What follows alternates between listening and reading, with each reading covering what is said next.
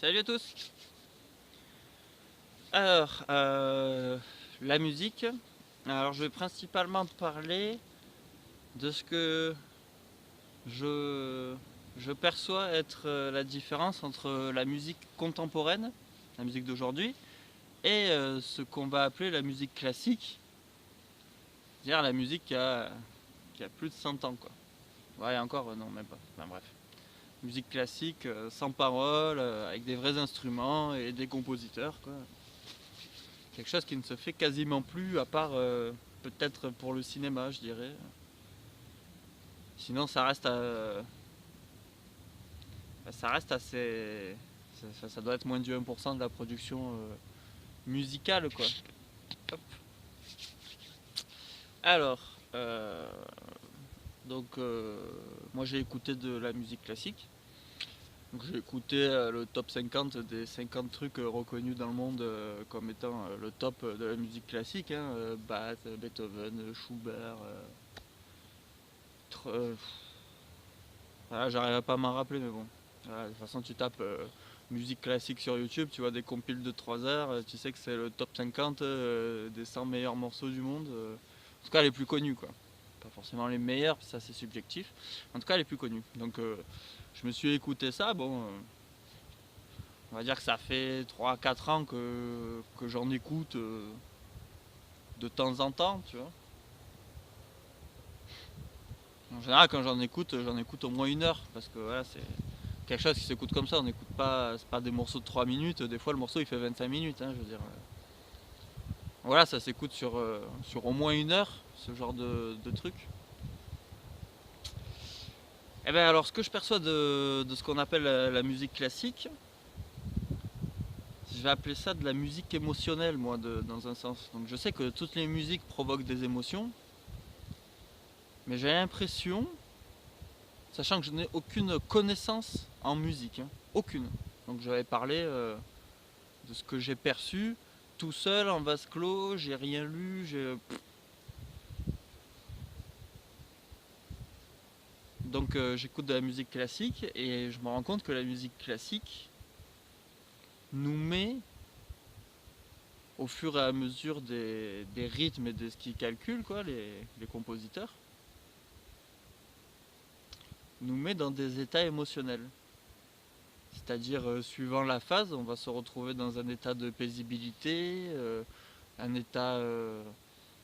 Enfin, il y a une panel d'émotions monstrueuses où dans la même chanson, en fait, on passe par plein d'émotions.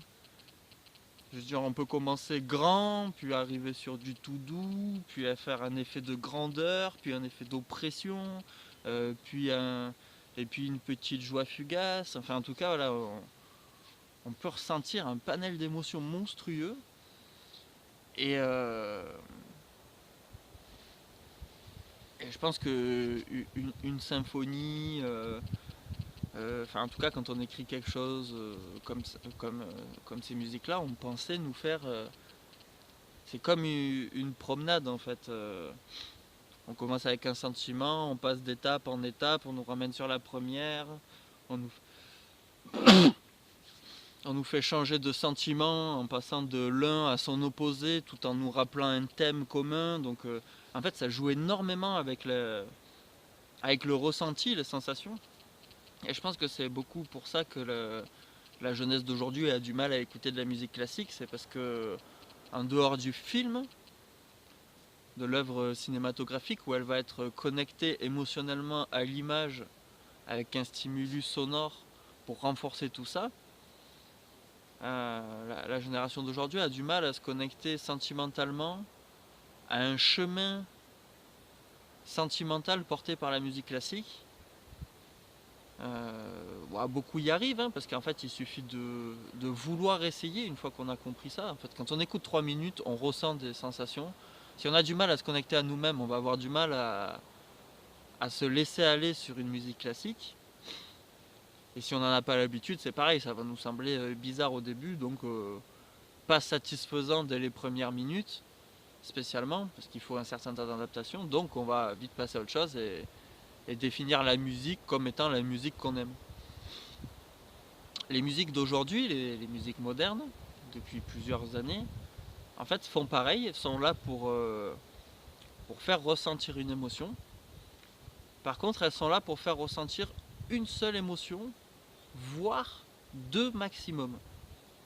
Et aujourd'hui, une chanson riche va jouer sur deux émotions et le passage de deux émotions. Va rester binaire, quoi, donc. Donc très simple, hein, c'est-à-dire une émotion et son opposé, une émotion et son opposé, on fait le sens dans un sens, le sens dans l'autre, voilà, on a quatre types d'émotions, donc deux émotions plus deux chemins différents, je vais de celle-là à celle-là ou de celle-là à celle-là, voilà. Ça c'est le maximum d'une chanson moderne, et qui font un carton, parce qu'au final on les écoute en les ayant sélectionnés pour avoir la sensation adéquate. C'est-à-dire nous, dans la version moderne, en tout cas moi je me rends compte que quand j'écoute de la musique moderne, quand je choisis un morceau qui correspond à la sensation que j'ai envie d'éprouver. Quand on écoute de la musique classique, on se fait promener, on se fait balader. Donc c'est pas... Si on est sur du un sentiment, la musique classique, le problème c'est que ça va nous amener sur les autres sentiments. Donc vraiment c'est un chemin, il faut voir ça comme une histoire sensorielle intérieure en fait, les grandes symphonies, ce genre de choses. La musique maintenant c'est quelque chose de beaucoup plus simple, de beaucoup plus précis finalement. Et bon, je dis pas que l'un est bien, l'autre n'est pas bien. En fait, je dis que les deux sont différents, c'est deux approches de la musique différentes. Qui un peu retransmet aussi ce que les gens étaient. À l'époque où un musicien classique composait ses œuvres, il y avait un public qui cherchait du divertissement. Le cinéma n'était pas spécialement... Enfin voilà, il n'y avait pas des tonnes de divertissement extrêmement spécialisés et parfaits. Il y avait... voilà, il faut voir la musique classique comme un film, parce que ça nous fait passer par une palette émotionnelle, mais sans support. C'est-à-dire il n'y a pas de voix, il n'y a pas de jeu d'acteur. Donc on ne t'aide pas pour trouver les sensations qu'on essaye de te faire. En fait, les gens te touchent sans guidage. C'est-à-dire les plus talentueux te font sentir des sentiments par une superposition de fréquences sonores avec intensité. C'est fantastique en fait, c'est une science. Aujourd'hui on fait la même chose, mais alors on réduit, au lieu de faire tout le chemin émotionnel, on te fait faire qu'une émotion, voire deux, comme j'ai dit, et avec un guide, on te rajoute des paroles, on te rajoute un contexte et un thème au groupe. Quand on écoutait du Beethoven à une époque, je pense pas qu'on liait les chansons de Beethoven à la personnalité de Beethoven. Maintenant, quel groupe musical n'est pas mis en avant pour l'individu qui le produit? Très peu, extrêmement très peu. C'est surtout ceux qui veulent juste mettre leur musique en avant, je pense. Mais la société de consommation, de fétichisation et d'idolâtrie va de toute façon nous décrire un portrait et une ambiance du groupe qui va déjà jouer sur comment on va prendre leur musique, plus eux qui rajoutent des paroles qui sont des guides psychologiques pour nous amener vers certaines pensées, qui vont aussi jouer sur comment prendre leur musique, plus leur musique qui est extrêmement spécialisée. Donc je dirais qu'on a un impact émotionnel beaucoup plus fort aujourd'hui, mais aucune diversité. Alors qu'avant on avait une diversité monstrueuse. Ouais, l'impact aussi émotionnel était fort en fait, parce qu'à partir du moment où on rentre dans le délire de la musique classique, c'est puissant. En tout cas, de nos jours, je ne sais pas comment les gens le vivaient à l'époque contemporaine où c'était joué en l'absence de ce qu'on a aujourd'hui. En tout cas, aujourd'hui, ça fait une connexion. Disons que ça a l'air plus naturel d'écouter de la musique classique. Enfin, ça a l'air plus naturel d'éprouver un profond plaisir à écouter de la musique classique, parce qu'il y a une variété, que aujourd'hui aujourd'hui, je vais dire en fait, on a un profond plaisir à écouter de la musique classique, alors qu'aujourd'hui on a une profonde satisfaction à écouter de la musique moderne. La musique moderne est là pour nous satisfaire, pour répondre à notre attente, alors que la musique classique était là pour nous balader, pour nous faire voyager. Voilà, c'est un peu comme ça que je le vois.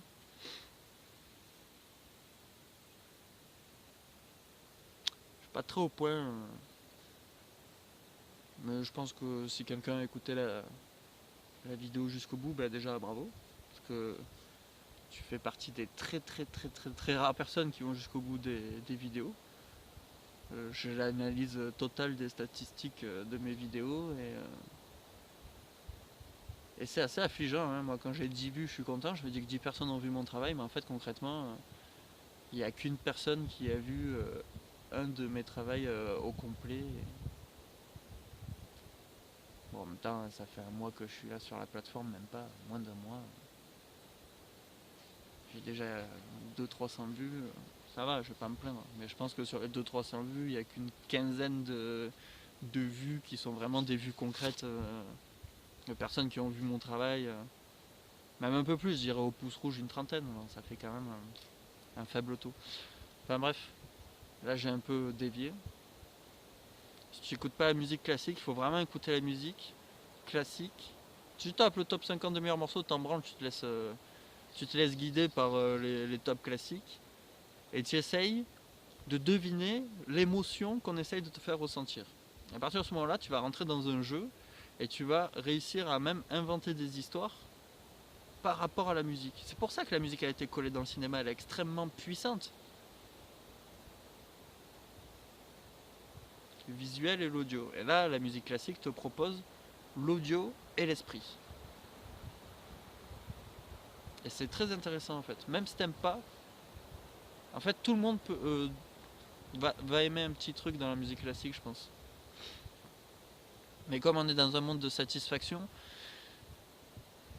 dans un monde de consommation et de satisfaction, les gens préfèrent être satisfaits que promener. Parce que promener, ça t'ouvre à l'extérieur, ça te montre qu'il y a des choses que tu connais pas, ça te montre qu'il y a des choses que tu dois apprendre, ça te montre que tu dois te bouger le cul. Alors que te satisfaire par rapport à tes attentes, ça te satisfait sans t'ouvrir de portes supplémentaires. Donc c'est une satisfaction facile qui ne t'ouvre sur rien. Donc qui ne te perturbera pas par la suite. C'est de la drogue, c'est de la drogue. Je suis pas contre la drogue, mais j'aime bien que les gens soient conscients de ce qu'ils sont en train de faire. Bon, je vais m'arrêter là. Merci à tous. A plus, bye.